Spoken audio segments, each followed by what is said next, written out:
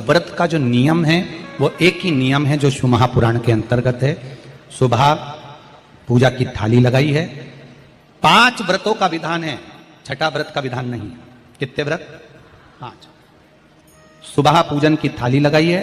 पूजा की थाली, अभिषेक का सामान सब लेकर आप मंदिर में जाइए। शिव मंदिर में जाकर बाबा का जल अभिषेक पूजन करिए जिस हिसाब से आप करते आए हो। पूजन की थाली में सामान उतना रखना जो शाम को भी आपके साथ चला जाए, अलग से नहीं रखना पड़े। अलग से केवल शाम को दिए रखो, जल रख लो थोड़ा सा, और बाकी का जो मिष्ठान आप तैयार करोगे बस वो, बाकी का चंदन नबीर गुलाल ये सब सुबह की थाली का रखिए, थोड़ा फल जो भी रख लो। सुबह पूजन करो, बाबा का निवेदन करो, घर आ जाओ, थाली को ढक कर रख दीजिए। शाम को जब जाओ कोई प्रसाद उतना ही बनाओ जितना भगवान के लिए बना रही है। ये नहीं कि खीर ज्यादा बना ली तो आधी हम यहां ले जाएं और आधी घर के लिए छोड़ दें, नहीं, उतना ही बनाओ जितना भगवान के लिए जाएगा, जिसमें से 3 हिस्से हों। एक पात्र में भरकर ले जाओ, दोने ले जाओ, कटोरी ले जाओ, प्लेट ले जाओ, जो तुम्हारी मर्जी पड़े, कागज ले जाओ, जो तुम्हारा मन पड़े वो ले जाओ। 6 दिए लेकर जाओ, बाबा के मंदिर में जाकर पूजन अर्चना करो। शाम को अभिषेक नहीं करना है, केवल छींटा देना है। थोड़ा सा जल जो बचा हुआ है उसमें से थोड़ा थोड़ा छींटा देकर, जल का थोड़ा सा छींटा देकर पूजन आदि कर कर, जैसी पूजन सुबह करी वैसे ही भाव से पूजन करो। 5 दिए थाली में से नीचे रख दो, छठवा दिया भी नीचे उतार दो थाली में से। 5 दिए लगाना जब प्रसाद के 3 हिस्से पूरे कर दो, प्रसाद के 3 हिस्से रख दो नीचे, फिर दिए लगा दो 5। एक दिया उठाकर जिसको जलाया नहीं है वापिस अपनी थाली में रख दो। 5 दिए प्रज्वलित कर कर बाबा को निवेदन कर दो, बाबा आज मेरा पहला पशुपति व्रत है, इसको स्वीकार करना। दिल से बाबा इस कार्य के लिए मैंने करा है, इसको स्वीकार कर लेना। बहुत सुना बाबा पशुपति व्रत में कर रही हूं, मैं भी पूर्व में ना जाने कितनी योनियां ली होंगी, कौन सा मैंने बेकार कर्म करा होगा जो आज मुझे दुख भोगना पड़ रहा है। इस दुख को आप मिटा सकते हो क्योंकि आपका नाम पशुपति नाथ है। आप इसको मिटाइए, विनय करो, बाबा से विनती करो। एक दिया, एक प्रसाद का हिस्सा थाली में लेकर आ जाओ, बाबा को निवेदन कर कर, बाकी का वहां छोड़कर एक दिया, एक प्रसाद का हिस्सा लेकर आ जाए। एक दिया, एक प्रसाद का हिस्सा लाए, घर के अंदर प्रवेश करते समय सीधे हाथ की ओर बैठकर, अपने घर की ओर मुख कर कर सीधे हाथ की ओर उस दिए को घर के बाहर प्रज्वलित कर दो। भगवान से विनती करो, भोलेनाथ आप मेरे घर में प्रवेश कर कर मेरा कार्य सिद्ध करें। बाबा को निवेदन कर कर अंदर जाइए। भोजन करने से पहले जो मीठा है, एक हिस्सा प्रसाद का है, उसको खा लीजिए। उस हिस्से में से किसी को नहीं देना, चाहे घर में बच्चे हों चाहे बड़े हों। उस प्रसाद का हिस्सा केवल तुमको खाना। पहले प्रसाद खाइए, उसके बाद में फिर भोजन करें। एक समय फलाहार कर सकते हो, दूसरे समय भोजन कर सकते हो। इसमें जरूरी नहीं कि आपको मीठा ही खाना है। शाम का जो प्रसाद बनेगा वो मीठे का ही भोग लगेगा। सुबेरे आप आराम से नमकीन का भी फलाहार कर सकते हो, मीठे का भी फलाहार कर सकते हो। फलाहार के लिए कोई मना नहीं है, फलाहार आप कैसा भी कर सकते हो। पर भोजन जब करोगे, अन्न जब खाओगे, जब पहले भगवान का प्रसाद खा लो। 4 पशुपति व्रत पूर्ण हो, बीच में अगर कहीं रजस्वला धर्म आ गया, आपको पूजन नहीं करना है, घर में कोई सूतक सावड़ आ गया, या कोई व्रत फंस गया, एकादशी आ गई, या कोई व्रत आ गया, तीज आ गई, चतुर्थी आ गई, जिसका व्रत करते हुए आए हो, तो पशुपति व्रत उस दिन मत करो, फिर अगले सोमवार कर लेना। 3 हो गए, एक रह गया बीच का, उसको अगले में करो, वो चौथे में गिनती में आ जाए। 5वां छूट गया, कोई बात नहीं, 1 महीने बाद तो होगा, 8 दिन बाद तो होगा, 15 दिन बाद तो होगा, फिर उसको गिन लो, 5वां हो गया। महाराज ऐसे 5वां व्रत जब आए, 5वें व्रत के दिन शाम को जब पूजन करने जाओ, एक श्रीफल, कुछ रुपए, 11 रुपए आदि जो भी है, नारियल पर रखकर बाबा को विनय कर कर, बाबा आज मेरा पशुपति व्रत पूर्ण हो रहा है, आपकी कृपा हो, मेरी झोली भरना बाबा, विनती करो।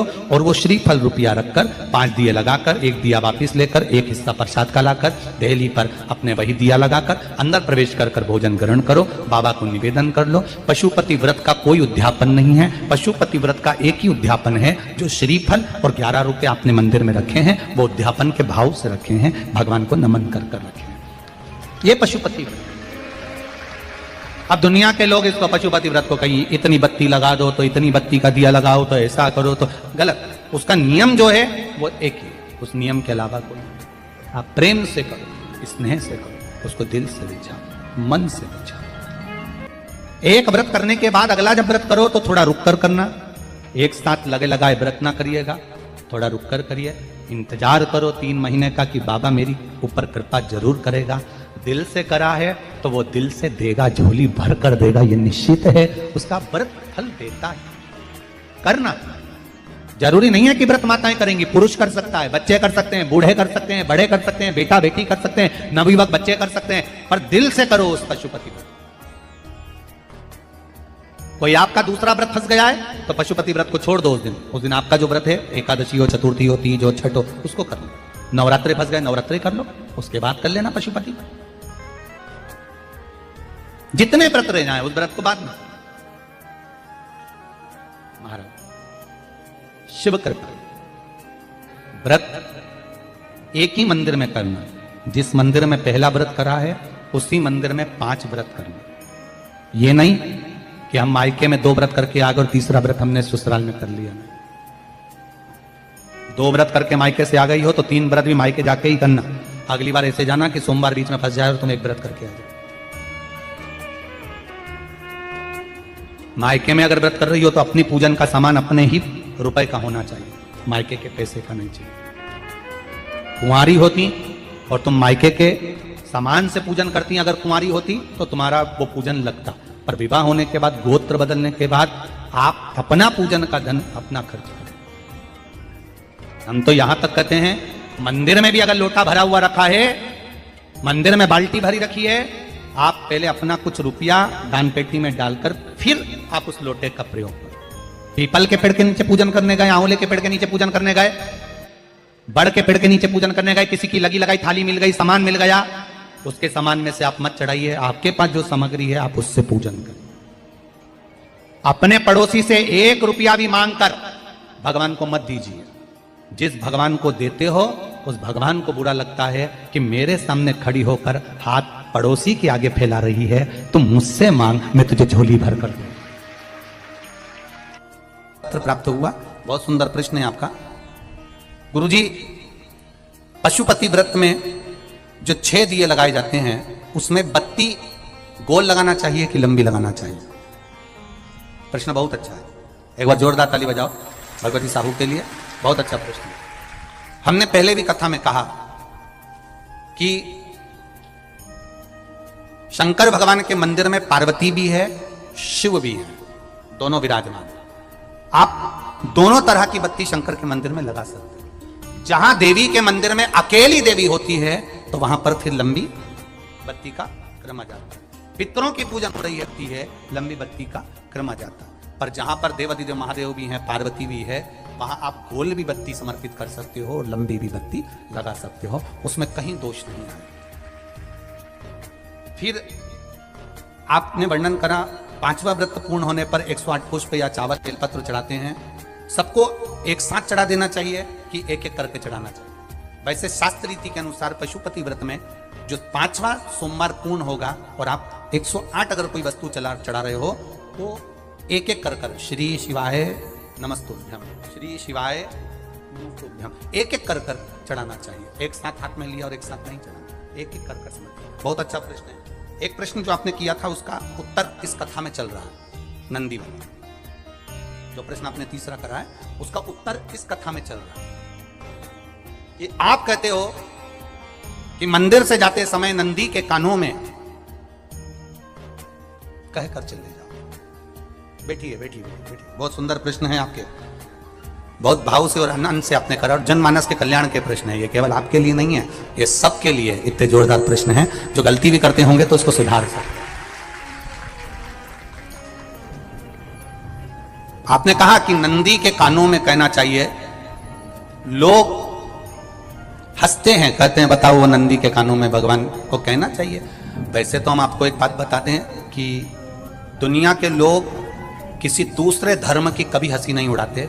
दुनिया के लोगों को दूसरे का धर्म अच्छा लगता है। दुनिया के लोग सबसे ज्यादा हंसी उड़ाते हैं तो हमारे सनातन धर्म की ही उड़ाते हैं, और जी खुद उड़ाते हैं, दूसरा उड़ाने वाला नहीं होता।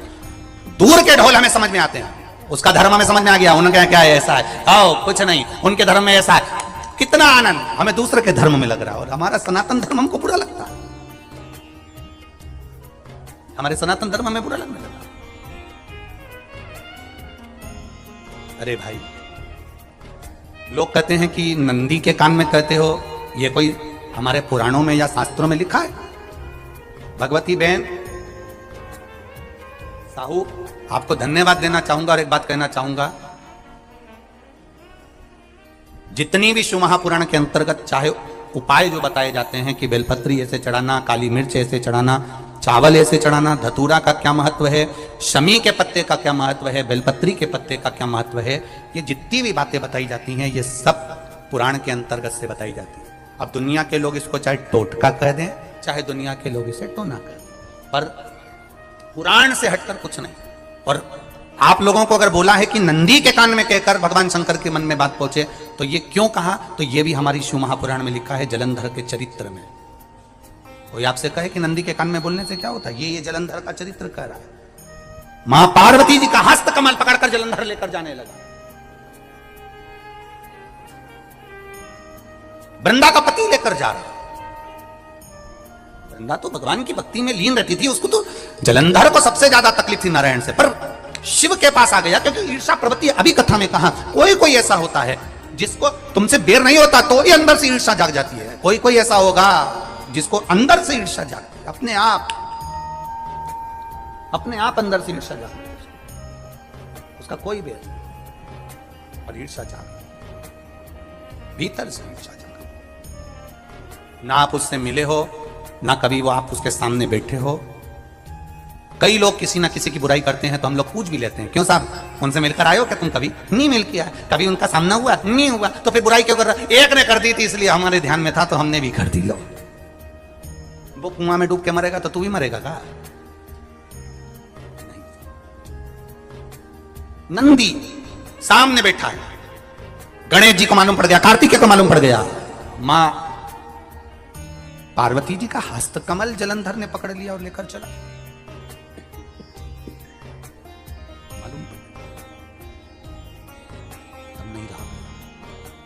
गणेश जी को क्रोध आ गया और गणेश जी महाराज आए, शिव जी को जगाने लगे, पिताजी पिताजी पिताजी कर कर जगाए, उठो पिताजी, पिताजी उठिए, पिताजी जागिए, पिता को जगा रहे हैं। भगवान शंकर नहीं उठे, तप में लीन थे। क्या करें हम? जलंधर के पास में इतना बल है, इतना बल है, और पिता की आज्ञा नहीं होगी तो हम कैसे मार देंगे इसको? मारने को तो मार दें। मां ने आज्ञा करी थी कि जलंधर उसको तारकासुर को मार दो, तो कार्तिकेय ने तारकासुर को मार दिया। शिव जी की आज्ञा नहीं तो हम इसको कैसे मारें? क्या करें? सब कुछ गणेश जी ने देख लिया, शंकर जी के ऊपर बहुत बहुत बहुत बहुत प्रार्थना कर कर देख ली, पर शंकर जी नहीं जागे। तब आखिरी में विनायक ने, गणेश ने, जितने लोग आस्था चैनल पर कथा सुन रहे हैं, जितने लोग फेसबुक यूट्यूब पर कथा सुन रहे हैं, इस बात को याद रखना कि नंदी के कान में कहने से क्या होता है वो ये इस कथा से सीख लेना। आखिरी में गणेश जी को लगा किसको कहूं, शंकर जी भी तप में हैं, नंदी भी तप में है, मैं किसको कहूं?